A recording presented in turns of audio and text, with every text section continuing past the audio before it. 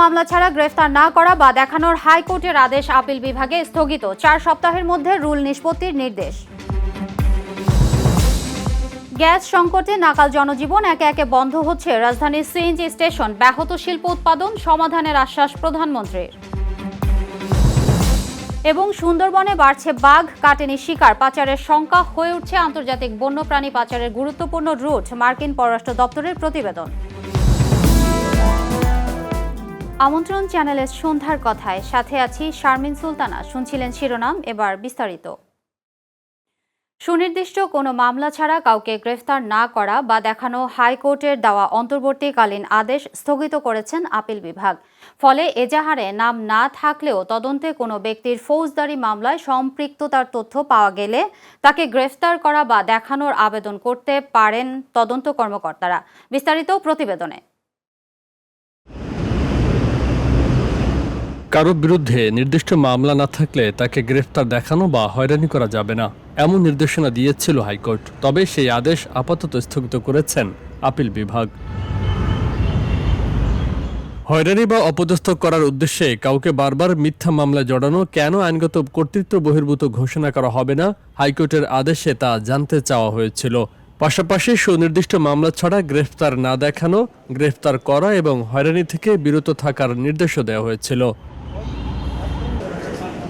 হাইকোর্টের এই আদেশের বিরুদ্ধে রাষ্ট্রপক্ষ আপিল বিভাগে যায়। তাদের করা লিভ টু আপিল ও আবেদনের শুনানি শেষে বুধবার হাইকোর্টের আদেশ স্থগিত করেন আপিল বিভাগ।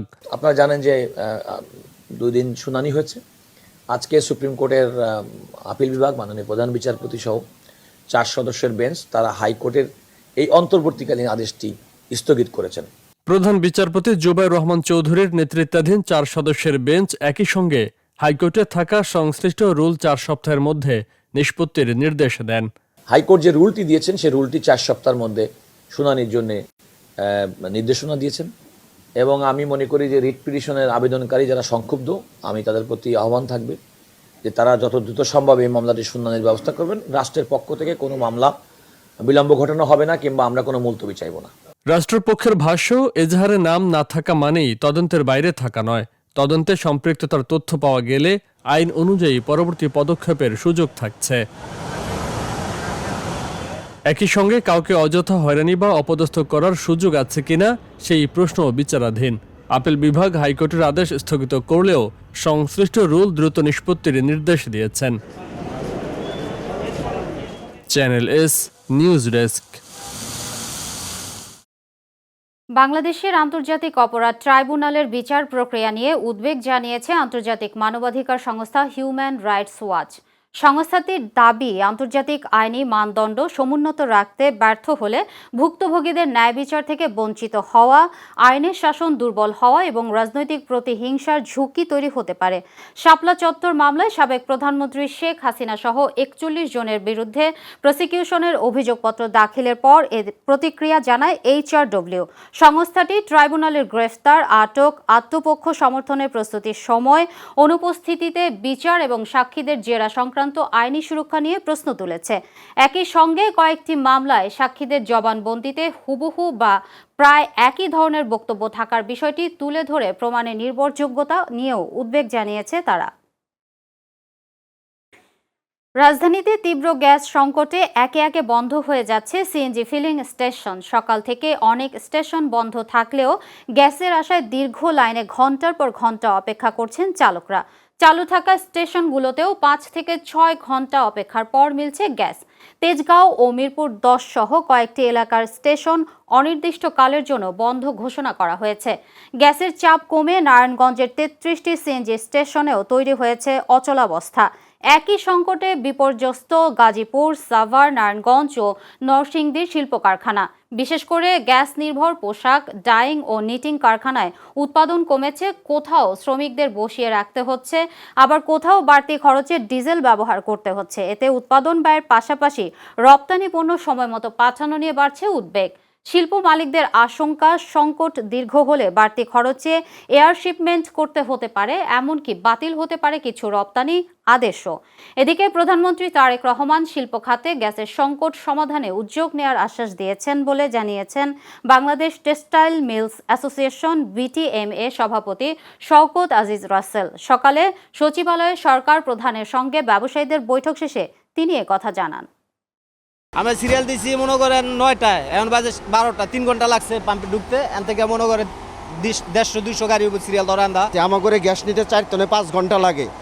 আমাদের এই 5 ঘন্টা সময় ভিতরে আমরা আমাদের জমা এবং আমাদের মানে দৈনিক যেটা নিম্ন আমাদের একটা আয় কোনোটাই হচ্ছে না। এখন গ্যাস পাম্পে যদি 4 ঘন্টা যাই আমাদের তো অনেক সমস্যা বলতে গেলে কি, এখন স্যারের মিটিং আছে, স্যার দেখা যাচ্ছে মিটিংয়ে যেতে পারতেছেন আমার জন্য, গাড়ির জন্য। পর্দে আসে যেখানে গ্যাস ঢুকতে আগে মনে করেন যে 600 টাকার 650 টাকার, এখন দেখে যে মাত্র 100, 120, 30 এরকম ঢুকে। এখন আবার সিরিয়াল লাগাইছি 200 গাড়ির পিছনে, এখানে আসছি, আসার পরে এখন কত পাই আমি জানি না, কিন্তু আমাদের খুবই সমস্যা হইতেছে এই গ্যাস কম থাকার কারণে লাইনে। এখন পর্যন্ত গ্যাস পাম্পে এই মাত্র লোদের লাগাইছে, এখন গেতে গেতে মোটামুটি আমাদের দিন শেষ হয়ে যাইতেছে।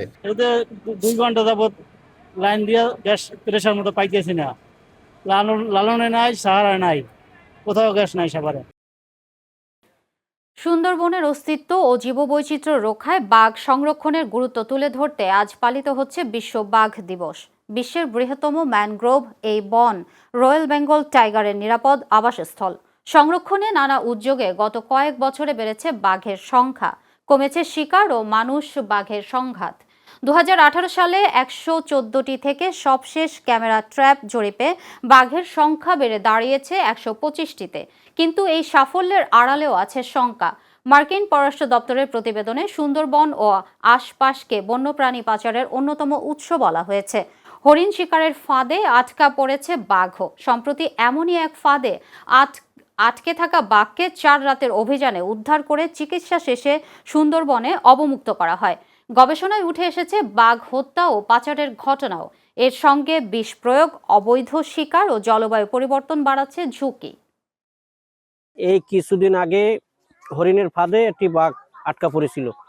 হরিণের ফাঁদ যারা পাতে তাদেরকে আইনশৃঙ্খলা বাহিনীরা ধরে, প্রশাসন তাদেরকে ধরে এবং তাদেরকে চালানো দেয়। চালানো দেওয়ার পর কিছুদিন পর আবার বের হয়ে আসে, আইয়ে তারা একই কাজে লিপ্ত থাকে। কিন্তু তারা কিভাবে বাইরে, অল্প কিছুদিনের ভেতরে আবার বাইরে চলে আসে। কিন্তু আইনশৃঙ্খলা বাহিনীর একটু কঠোর হওয়া দরকার। একটা আন্তর্জাতিক চোরাচালান সিন্ডিকেট আছে যারা বাঘের চামড়া ব্যবসা করে বা বাঘের দেহ অংশ, দাঁত, হাড়, অন্যান্য কাজে তারা বিদেশে পাচার করে। তো এই পাচারকারীকেও আমাদেরকে শনাক্ত করতে হবে এবং সেক্ষেত্রে আইন শৃঙ্খলা বাহিনী মুখ্য ভূমিকা পালন করবে এবং আমাদের সামাজিকভাবে একটা আন্দোলন গড়ে তুলতে হবে। সক্রিয় মৌসুমী বায়ু ও উত্তর পশ্চিম বঙ্গোপসাগরে সৃষ্ট লঘুচাপের প্রভাবে দেশের অধিকাংশ অঞ্চলে মাঝারি থেকে ভারী, কোথাও কোথাও অতি ভারী বৃষ্টিপাতের পূর্বাভাস দিয়েছে আবহাওয়া অধিদপ্তর। বিশেষ করে সিলেট, চট্টগ্রাম, ঢাকা ও ময়মনসিংহ বিভাগে বৃষ্টির প্রবণতা বেশি থাকতে পারে। উপকূলীয় ও মধ্যাঞ্চলের বিভিন্ন এলাকায় ঘন্টায় 45 থেকে 60 কিলোমিটার বেগে ঝোড়ো হাওয়া বয়ে যাওয়ার আশঙ্কায় নদীবন্দরগুলোতে 1 নম্বর সতর্ক সংকেত দেখাতে বলা হয়েছে। এদিকে চট্টগ্রাম, কক্সবাজার, বান্দরবান ও হবিগঞ্জ সহ দক্ষিণ পূর্বাঞ্চলের প্রধান নদ নদীর পানি কমায় বন্যা পরিস্থিতির সার্বিক উন্নতি অব্যাহত রয়েছে। তবে ব্রহ্মপুত্র, যমুনা অববাহিকায় পানি বাড়তে থাকায় কুড়িগ্রাম, গাইবান্ধা, জামালপুর ও সিরাজগঞ্জের নিম্নাঞ্চলে নতুন করে প্লাবনের আশঙ্কা তৈরি হয়েছে। পাশাপাশি দিনের তাপমাত্রা সামান্য কমতে পারে বলে জানিয়েছে আবহাওয়া অধিদপ্তর। সবার জন্য মানসম্মত স্বাস্থ্যসেবা নিশ্চিত করতে সরকারি স্বাস্থ্যসেবা প্রতিষ্ঠানে ব্যয় দক্ষতা বৃদ্ধি, সম্পদের কার্যকর ব্যবহার ও সেবার মানোন্নয়নের ওপর গুরুত্ব আরোপ করেছেন স্বাস্থ্য ও পরিবার কল্যাণমন্ত্রী সরদার মোহাম্মদ সাখাওয়াত হোসেন। আজ সকালে রাজধানীর আন্তর্জাতিক মাতৃভাষা ইনস্টিটিউটে হেলথ ইকোনমিক্স ইউনিটের অর্থায়ন ও তত্ত্বাবধানে পিপিআরসি পরিচালিত এক গবেষণা প্রতিবেদন প্রকাশ অনুষ্ঠানে এসব কথা বলেন তিনি। স্বাস্থ্যমন্ত্রী জানান, স্বাস্থ্য খাতে সরকারের বাজেটে ট্যাক্স কমানো হয়েছে। প্রাথমিক পর্যায়ে 10টি উপজেলা ও 90টি ওয়ার্ডে পাইলট কর্মসূচি চালু করা হবে। পাশাপাশি মেডিকেল হাসপাতালগুলোতে 50 শয্যার ডায়ালাইসিস সেন্টার স্থাপনের পরিকল্পনা রয়েছে। আগামী অক্টোবর থেকে 5টি শিশু হাসপাতাল এবং অক্টোবরের প্রথম বা দ্বিতীয় সপ্তাহ থেকে সারা দেশে পরিবার পরিকল্পনা কার্যক্রম আরও জোরদার করা হবে বলেও জানান তিনি। আমরা প্রত্যেকটা উপজেলা জেলা হাসপাতালে 10 বেড করে আমরা ডায়ালিসিস সেন্টার চালু করতে যাচ্ছি খুব তাড়াতাড়ি। Everything is ready. এবং মেডিকেল কলেজ হাসপাতালগুলিতে আমরা 50 শয্যার ডায়ালিসিস স্থাপন করতে যাচ্ছি। 8টা বিভাগীয় স্পেশালাইজড ক্যান্সার ইনস্টিটিউট হচ্ছে 8টা বিভাগীয় শহরে। দেশের বেসরকারি বিমান পরিবহন খাতে বড় বিনিয়োগের ঘোষণা দিয়েছে ইউএস বাংলা এয়ারলাইন্স। প্রায় 1.5 বিলিয়ন মার্কিন ডলার ব্যয়ে 21টি নতুন বোয়িং উড়োজাহাজ বহরে যুক্ত করবে প্রতিষ্ঠানটি। 2027 সালের মধ্যে ধাপে ধাপে এসব উড়োজাহাজ বহরে যুক্ত হওয়ার কথা রয়েছে। বুধবার রাজধানী শেরাটন ঢাকায় আয়োজিত বিয়ন্ড উইথ বোয়িং অনুষ্ঠানে এ ঘোষণা দেওয়া হয়। অনুষ্ঠানে বেসামরিক বিমান পরিবহন ও পর্যটন মন্ত্রী মিজ আফরোজা খানম, প্রতিমন্ত্রী এম রশিদুজ্জামান মিল্লাত, পররাষ্ট্র মন্ত্রণালয়ের উপদেষ্টা হুমায়ুন কবির, বাংলাদেশে নিযুক্ত যুক্তরাষ্ট্রের রাষ্ট্রদূত ব্রেন্ট টি ক্রিসেন্টসেন সহ বিভিন্ন খাতের প্রতিনিধিরা উপস্থিত ছিলেন। ইউএস বাংলা গ্রুপ ও এয়ারলাইন্সের ব্যবস্থাপনা পরিচালক আবদুল্লাহ আল মামুন বলেন, বর্তমানে দেশের আন্তর্জাতিক আকাশপথের প্রায় 70% যাত্রী বিদেশে এয়ারলাইন্সে যাতায়াত করেন। নতুন উড়োজাহাজ যুক্ত হলে আন্তর্জাতিক রুটে দেশীয় এয়ারলাইন্সের সক্ষমতা বাড়বে এবং বৈদেশিক মুদ্রার বড় একটি অংশ দেশে রাখা সম্ভব হবে। US Bangla Airlines addition of 21 new Boeing aircraft is an important step to meet this growing demand. Subsequently, Biman Bangladesh Airlines is also adding 14 new Boeing aircraft, which will improve our aviation sector and improve travel for passengers at home and abroad. আয়কর ও ভ্যাটের জন্য পৃথক শনাক্তকরণ নম্বরের পরিবর্তে একক করদাতা শনাক্তকরণ নম্বর চালুর পরামর্শ দিয়েছে আন্তর্জাতিক মুদ্রা তহবিল। সম্প্রতি জাতীয় রাজস্ব বোর্ডের ঊর্ধ্বতন কর্মকর্তাদের সঙ্গে বৈঠকে এ পরামর্শ দেয়া হয়। বর্তমানে আয়করের ইটিআইএন ও ব্যবসা প্রতিষ্ঠানের বিআইএন আলাদা থাকায় একই ব্যক্তি বা প্রতিষ্ঠানের আয়কর, ভ্যাট ও কাস্টমসের তথ্য বিভিন্ন ডাটাবেজে ছড়িয়ে রয়েছে।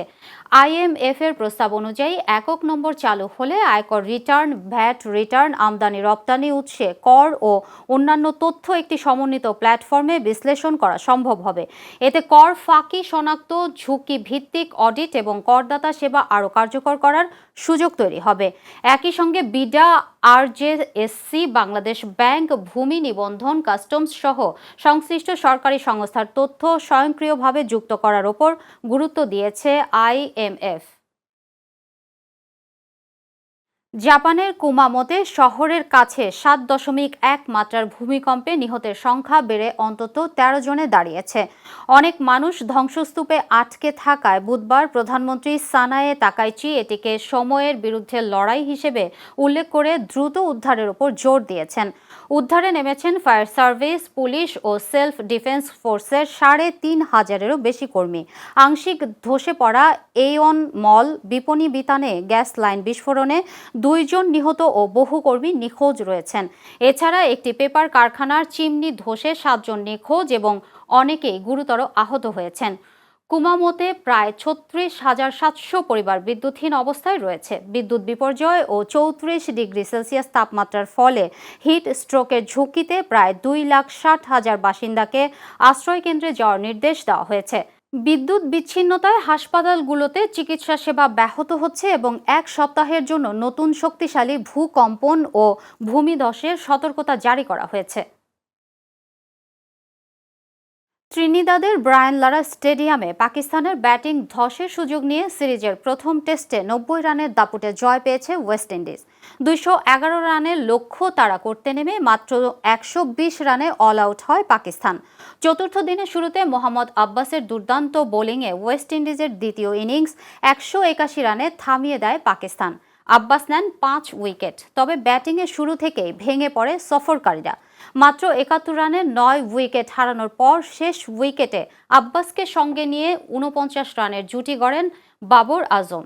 58 রানে অপরাজিত থাকলেও দলকে জয়ের বন্দরে নিতে পারেননি তিনি। ওয়েস্ট ইন্ডিজের হয়ে জেডন সিলস 20 রানে 5 উইকেট নেন। জাস্টিন গ্রেভস ও কেমার রোজ শিকার করেন 2টি করে উইকেট। এই জয়ে 2 ম্যাচের সিরিজে 1-0 ব্যবধানে এগিয়ে গেল স্বাগতিকরা। আগামী রোববার পোর্ট অফ স্পেনে হবে সিরিজের দ্বিতীয় ও শেষ টেস্ট।